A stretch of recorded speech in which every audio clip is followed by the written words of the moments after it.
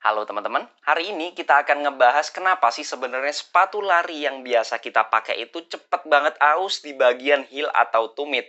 Karena banyak banget yang nyalahin kualitas sepatunya. Jangan buru-buru dulu, karena belum tentu. Nah, mari sama-sama kita bahas.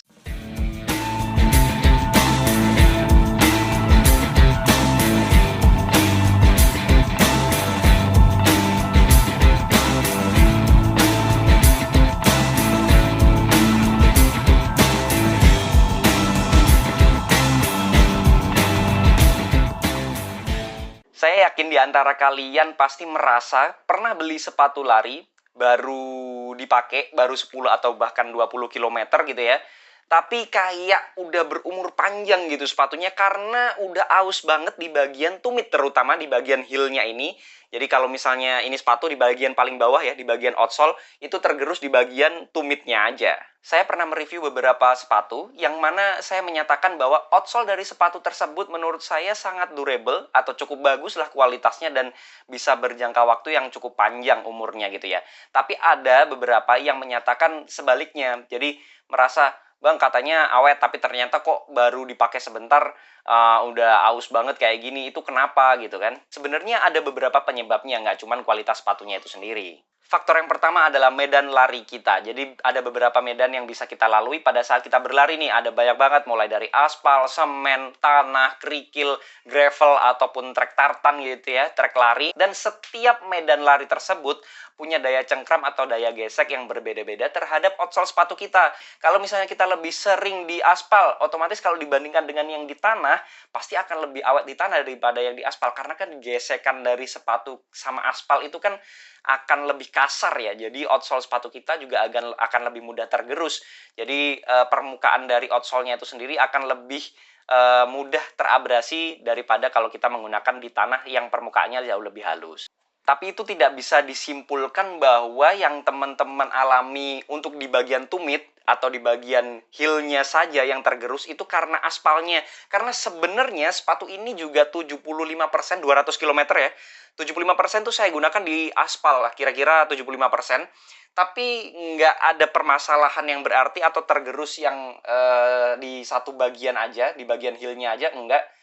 Jadi aspal sebenarnya mempengaruhi otomatis karena dia lebih kasar daripada tanah, tapi bukan itu faktor utamanya, cuman itu mempengaruhi sedikit. Faktor yang kedua adalah jenis outsole. Jadi kalau teman-teman perhatikan sepatu yang berlabel running itu ada dua jenis outsole-nya. Kalau misalnya sepatu yang running performance lah, running yang beneran bisa dipakai running itu biasanya ada rubbernya. Ada karetnya. Jadi kalau yang di sepatu yang saya pegang ini, guys, Ekiden, yang berwarna hitam itu adalah rubbernya. Jadi rubbernya ini memang melindungi midsole-nya. Tapi kalau yang berwarna putih ini exposed midsole atau midsole sebenarnya yang kelihatan, yang sekaligus dipakai untuk dijadikan outsole. Jadi kalau misalnya ada rubbernya ini atau ada karetnya ini, jadi dia akan lebih awet atau lebih durable. Karena kalau yang bagian exposed midsole ini dia lebih lunak, lebih lembut, jadi lebih mudah tergerus. Jadi ini saya pakai aja udah kelihatan banget di bagian tengah itu lebih kayak gampang terkoyak gitu bagian tengahnya. Jadi di bagian rubbernya ini nggak terlalu habis, tapi di bagian tengahnya sudah mulai terkoyak. Ini saya gunakan sejauh 200 km yang 75% saya gunakan di aspal. Jadi memang kalau misalnya seluruhnya ini expose midsole, yang empuk itu, jadi bukan nggak ada rubbernya lah istilahnya ya, itu bakal jauh lebih mudah tergerus. Jadi kalau misalnya teman-teman memilih sepatu running performance, saya rasa nggak mungkin dia nggak ada rubbernya. Jadi pasti ada rubbernya, meskipun itu tipis untuk melindungi midsole-nya atau bagian empuk paddingnya yang berharga ini. Faktor yang ketiga adalah memang karena kualitas dari sepatunya itu sendiri. Jadi kalau misalnya kualitas dari sepatunya atau outsole-nya itu sendiri kurang durable atau tidak tahan lama, dia pasti akan mudah tergerus. Bagaimanapun caranya, bagaimanapun larinya, dimanapun larinya pasti akan mudah tergerus. Dan jenis dari outsole atau rubbernya itu sendiri sebenarnya banyak banget ya. Ada rubberized EVA, ada memang pure rubber, ada banyak banget lah pokoknya. Dan tingkat kekerasannya pun beda-beda. Dan setiap tingkat kekerasan itu punya maksud dan tujuan yang masing-masing gitu ya.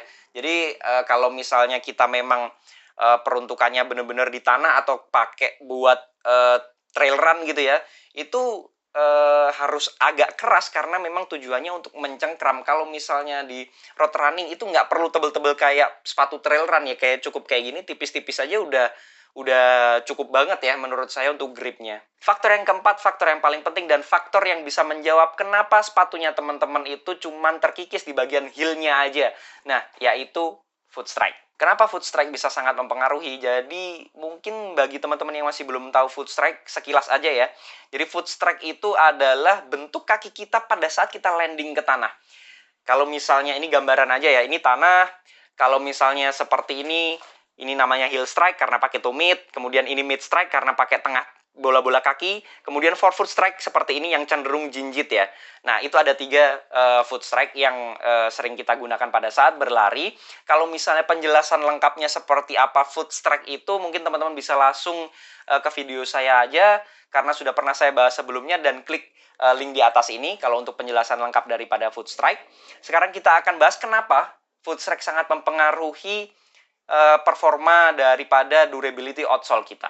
Tadi kan ada 3 ya, ada forefoot strike atau kita strike dengan tanah itu di bagian depan, kemudian mid strike bagian tengah, kemudian heel strike dengan menggunakan tumit. Jadi kita bahas dulu pertama itu pakai bagian depan atau forefoot strike atau jinjit. Ini biasanya dipakai kalau misalnya teman-teman lagi sprint atau kecepatan tinggi banget.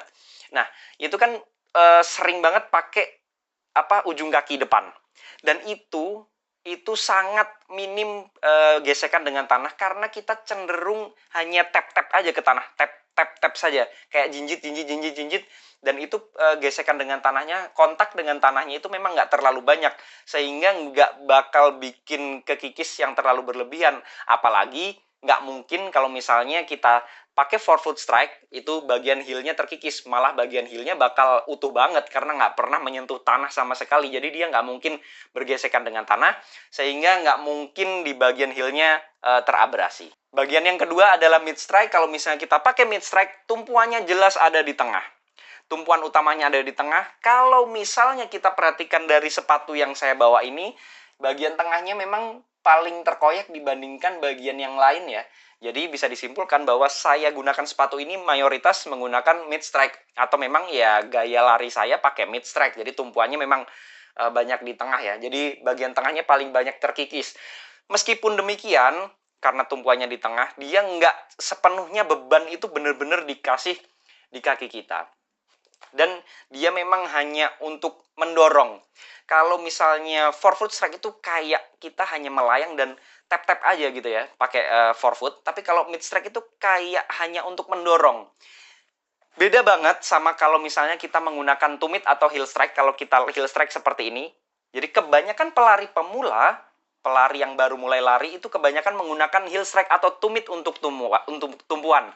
Jadi ini adalah penyebab utama kenapa bagian belakang atau bagian tumit sepatu kita itu gampang banget tergerus. Berbeda dengan mid strike dan juga forefoot strike, kalau tumit itu tidak hanya sekedar landing, tapi kebanyakan menyeret. Jadi pada saat landing itu pasti ada gesekan yang berlebihan dengan tanah. Ini yang menyebabkan outsole sepatunya lebih mudah tergerus, karena gesekan yang berlebihan antara outsole dan juga tanah yang kita pijak. Jadi teman-teman sekarang bisa menyimpulkan sendiri nih, apa sih yang menyebabkan sepatu lari kita itu kok tergerus di bagian belakang aja, di bagian heel aja. Mungkinkah karena medannya, mungkin karena outsole-nya, jenis outsole-nya yang ada rubbernya atau enggak. Yang ketiga, memang kualitas dari outsole-nya itu sendiri nggak bagus, nggak terlalu awet, nggak durable. Atau faktor yang keempat, yang karena memang landing atau foot strike kita yang lebih banyak menggunakan heel dan menyeret terutama. Jadi akhirnya lebih mudah tergerus atau lebih cepat aus dibandingkan bagian outsole yang lain. Mungkin itu saja yang bisa saya bahas, kenapa sepatu lari kita itu cuman aus di bagian belakang atau bagian heel-nya aja. Semoga video ini bisa menjawab dan bisa menjadi salah satu solusi agar nggak gampang aus dan sepatu kita jauh lebih hemat. Kalau ada koreksi, masukan, pertanyaan, dan juga pembahasan, bisa langsung sharing di kolom komentar. Jangan lupa subscribe channel ini, klik tombol merah subscribe di bawah ini, biar saya selalu semangat untuk membuat video-video yang bermanfaat buat teman-teman sekalian. Assalamualaikum warahmatullahi wabarakatuh.